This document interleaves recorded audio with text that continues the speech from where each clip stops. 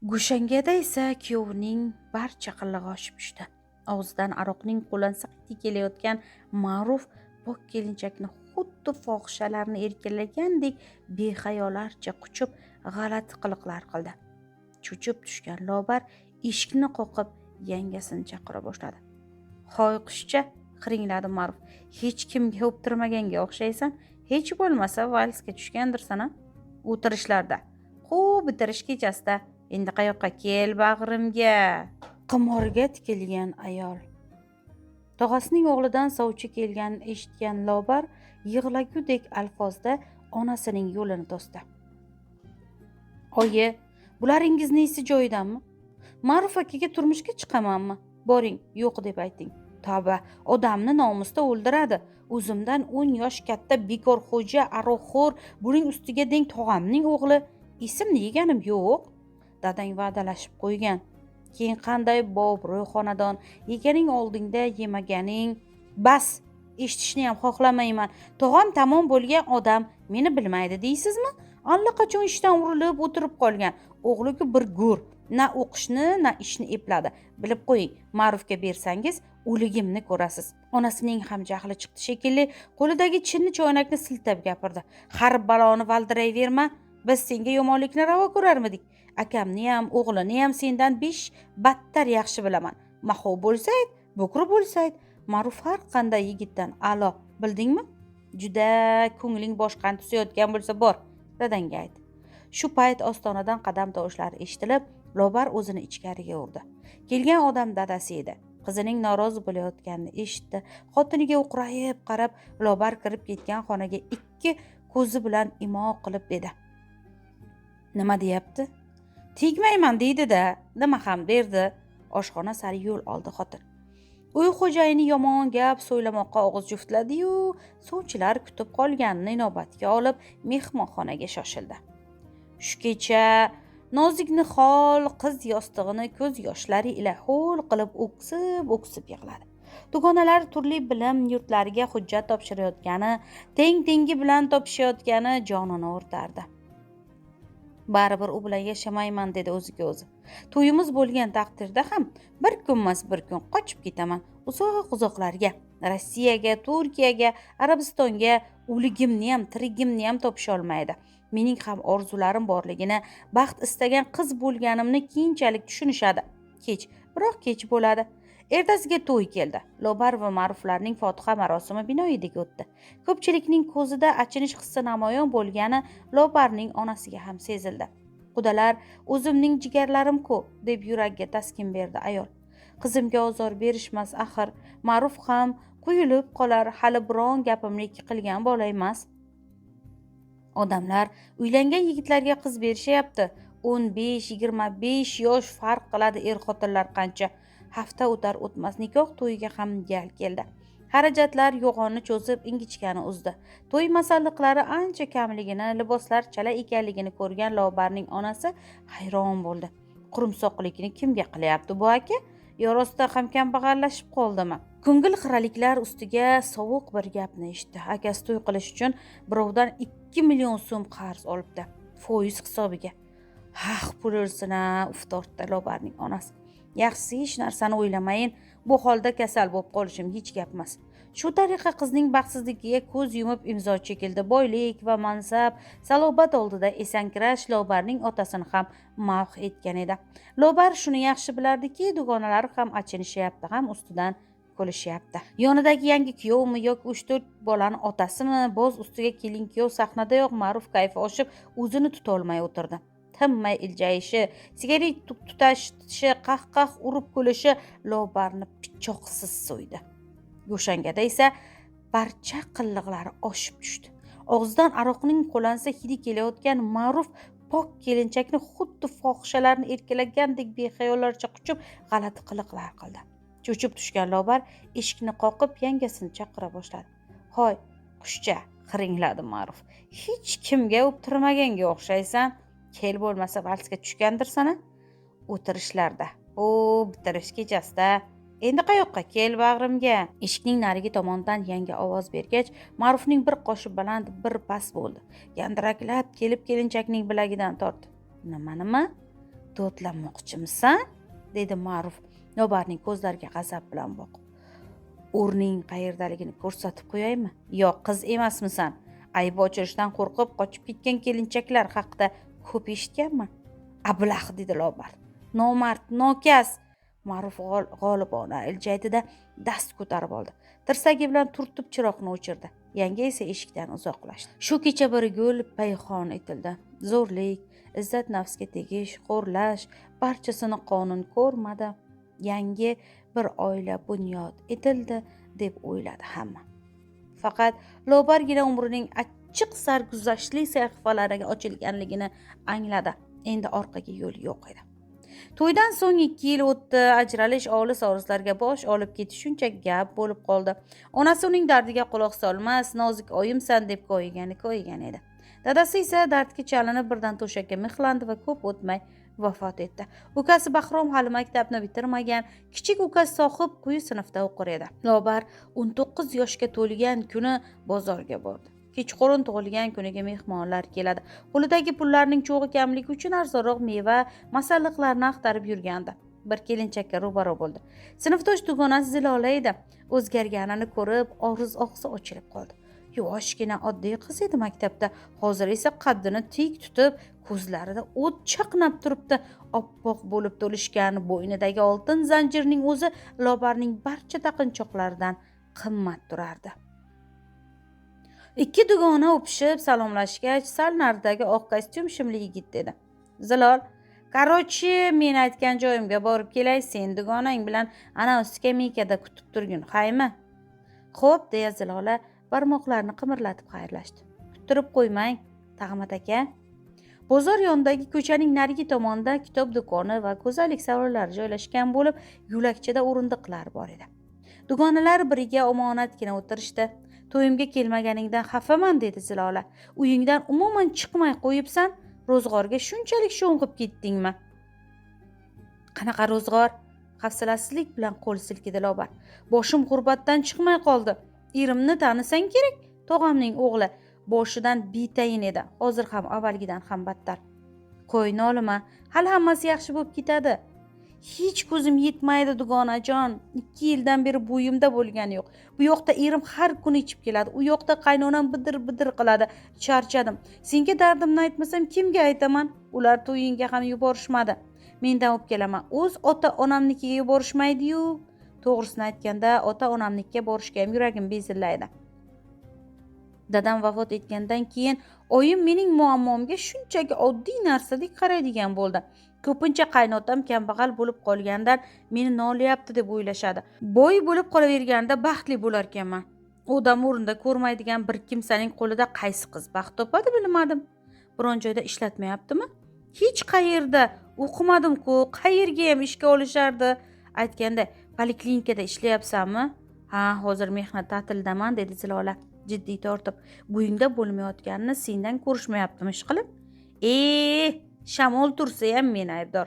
Necha janjal bo'lib o'tdi Zilol, aytmagan gaplari qolmadi, deb so'ra. Ularga tushunmadim. Zilola achchiqlangani sabab xiyol qizarinqiradi. Homilador bo'lmaslik erkakka ham bog'liq-ku. Lobar bunday qilsak, bir shifokorni bilaman. Uzoq qarindosh, juda yaxshi ayol. O'shanga uchrashsanglar, barchasini aniqlab beradi. Shifokorga borishni ancha vaqtdan buyon o'ylab yurgandim. To'g'ri aytding. Buni paysalga solib bo'lmaydi. Qolaversa mening borimda kelsang juda yaxshi. Kelgusi oyda Tag'mat akam bilan Moskvaga ketmoqchimiz. Supermarketda akaxonlar ishlaydi. Bizga ham ish topgan emishlar. 10-15 ming dollar yig'sak, biz ham do'kon ochib qolarmidik. Niyatlaringga yetinglar, dedi Lobar yanada cho'kib. Zilola Rossiyaga senlar ham yuringlar demoqchi bo'ldi, ammo indamay qo'ya qoldi. Rossiyaga borib yaxshi ish topish oson emas. Erining u yoqda rasvos chiqib ketishi mumkin. O'z vatanida o'zini eplolmayotgan odam begona yurtda nima ham qila oladi? Lobar tug'ilgan kunida ko'ngliga qil sig'may o'tirdi. Uvali-juvali bo'linglar deb qadah ko'tarishganda ko'zlariga yosh quyildi. Bu uyda mehmon ham ichadi, mezbon ham. Aroqning kuchi ila bir-biriga farzandlar, farovon hayot, yaxshi amal tilashadi. Biroq harakatga kelganda bir to'da irodasiz, ish yoqmas, maishatparastlar namoyon bo'ladi. Qani, o'zlaridan eshitaylikchi deb qolishdi mehmonlar. Lobar so'zlamoqchi emasdi, lekin holi joniga qo'yishmadi. Turmush qurganimga endigina 2 yil to'ldi, dedi Lobar kutilmaganda dadil ovozda. Har gal majburlab qo'limga qadah tutqazsa, ko'zimdan o'tib ketgan momomlar, bobomlar ko'rinadi. Ular meni kabi ichmaganlar. Bir burda nonni halol ishlab topib uchun qishni qish, yozni yoz demay ter to'kkanlar. Bugun bir dugonamni ko'rib qoldim. Unda hamma narsa bor. Ishbilarmon mashina, tilla. Yaqinda Rossiyaga ketishadi. Xuddi asal oyi sayohat degandek. O'sha kelinchak chiroylimi? Luqma tashladi Ma'rufning mast o'rtog'i. Aytyapman-ku, unda hamma narsadan bor. Meni kechirasiz, qanaqa odam? Tuppa-tuzuk. Balki u dugonangizni chet elga fohishaxonasiga sotib yuborish uchun aldab uylanib olgandir. Bo'lmasa asal oyini ham Rossiyada o'tkazishadimi? Safsata bu, safsata. O, Rossiya bepoyon o'lka. Qizlarning son sanog'i yo'q. Ma'rufning hamtovoqlari piq-piq kulishdi. Lobarning ukalari uyatdan yerga kirgudek zo'rg'a o'tirishardi. Ayniqsa Bahrom qip-qizarib ketgan. Lekin dugonamda mendagi bir nima yo'q, davom etdi Lobar. Ya'ni g'urbat. Yuvosh kelinning og'zidan chiqqan g'alati qadah o'zini Ma'ruf tushunmadi. Uni ko'tarib divanga yotqizib qo'yishdi. Ma'rufni shifokor huzuriga borishga zo'rg'a ko'ndirgan Lobar xursandchiligidan ko'p gapirib qoldi. Eri asabiylasha boshlagan emasmi? So'kib berdi. Jag'ingni yumasanmi yo'qmi, hayvon? Mayli, siz nima desangiz o'shaman, kulimsiradi Lobar. Faqat jahlingiz chiqmasin. To'nka, kasal bo'lsam ekan boshqa gap. Lobar homilador bo'lmayotganining sababini ana shunday haqoratlar ostida aniqlashtirdi. Shifokor opa ko'zoynagini stol ustiga qo'ygach, xotinga bir qaradi. Yaqin qarindoshlar o'rtasida oila qurishning oqibatida bundan-da yomon oqibatlarga olib kelishi mumkin edi. Biroq Yaratganga shukrki, farzandli bo'lishinglardan umidvor. Aytmoqchimanki, davolashning iloji yo'q emas, ammo ancha-muncha pul, vaqt talab etiladi. Zilola aytgandiki, Lobar chaylanib qoldi. Gapini davom ettirish uchun jo'yali so'z topolmadi. U Zilola mening yaqin dugonam, sal arzonroq davolaysizmi demoqchi edi. Shifokor opa Lobarning yuz ko'zlaridan barchasini o'qib oldi. Singlim, pulingiz menga kerak emas, dori-darmon va apparatlarga, ba'zi muolajalarga sarflanadi xolos. So'ng miyig'ida kuldi. Xolos deganim ham dollar hisobida 1-2 ming. Siz uchun dorilar maxsus keltiriladi Fransiyadan. Bunda hech qanday yolg'on yo'qmi, dedi Ma'ruf bo'zrayib. Pulimizga kuyib qolmaymizmi? Kasalingiz aniq uka, ixlos bilan davolanasiz, aytganimizni qilasiz. Shamollashlar barham topmasa, yaqin qarindoshlar ekanligingizga qaramay, xotiningizning bo'yida bo'lmasa keyin gapiring. Demak, men ham xotinim ham kasal ekanmiz-da, shunday.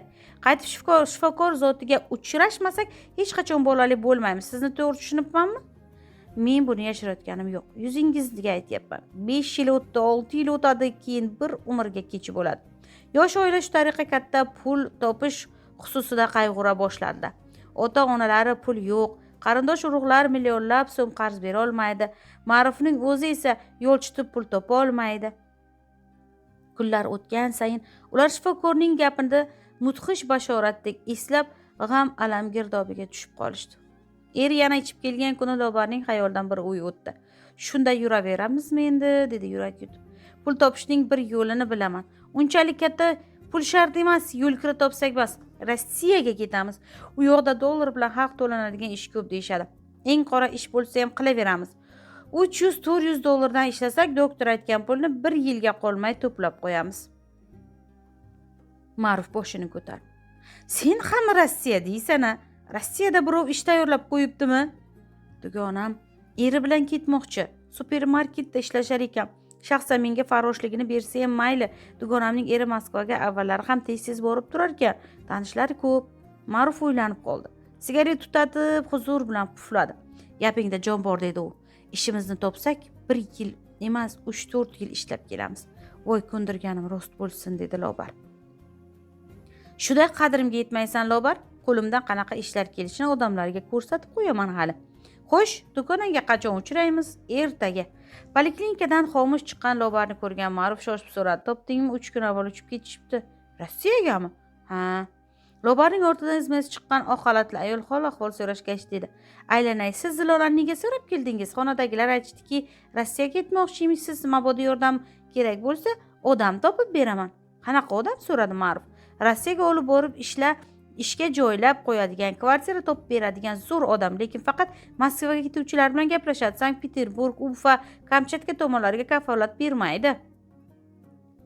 Er-xotin bir-biriga qarashdi. Ikkisining ham nigohida ketishga harakat qildikmi, qanday yo'l bilan bo'lmasin ketamiz degan ma'no zohir edi.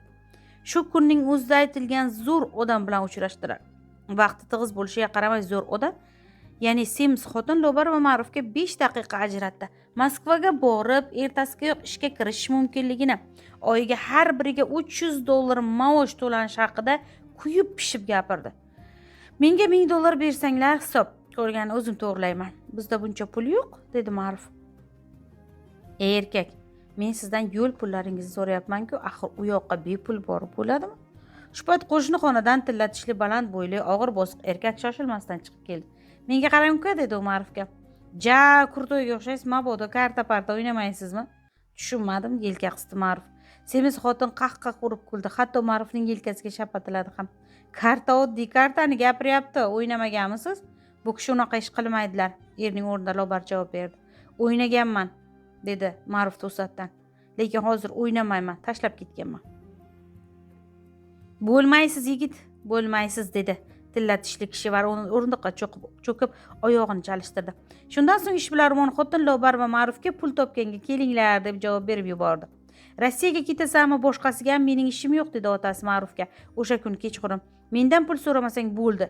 O'zing ishla top, vaqtida pul ham topganman. Moskva va Leningradlarga ham borganman. Onasi esa qovoq solib indamay o'tiribdi. O'g'lining begona yurtlarga ketish tadorigini tug'mas kelindan ko'ryapti. Eski zamonangizni gapirmang, dedi Ma'ruf achchiq qildi. Gapiraman. Chunki sendek vaqtimda bunaqangi xor bo'lib yurmaganman. Qo'lingdan bir ish kelmaydi. Yana osmonga sakrayapsan. Rossiyaga borib, qulga aylanmasang otimni boshqa qo'yaman. Kelinni olib ketmoqchimisan? Buni men ish qila oladi. Ikkovingni men senlarga aytsam, xizmatkorlikka ham olishmaydi. Dadang to'g'ri gapiryapti, gap qo'shdi onasi. Tinchgina shu yerda ishlab yuraver. Qaysi uying kuygur Rossiyaga borishni maslahat bergan bo'lsa, ana katta ko'cha o'zi ketaversin. Erkak bo'lsa chiqindi tozalab, ayol bo'lsa fohishalik qilib bo'lsa ham kunini ko'radi. Senga esa bolam iflos ishlar mos emas. Lobar avval qizardi, keyin devorday oqardi. O'zini xotirjam tutish uchun labini tishlab yerga qaradi. Allaqachon ko'ngli qolgan xonadonga nafrati yanada oshdi. Aziz kuzatuvchilar, obunachilarim, hikoyamizning davomini 2-qism deb qidirib, bemalol eshitib, hordiq chiqarsangiz bo'ladi. Bizni tinglaganingizdan mamnunmiz.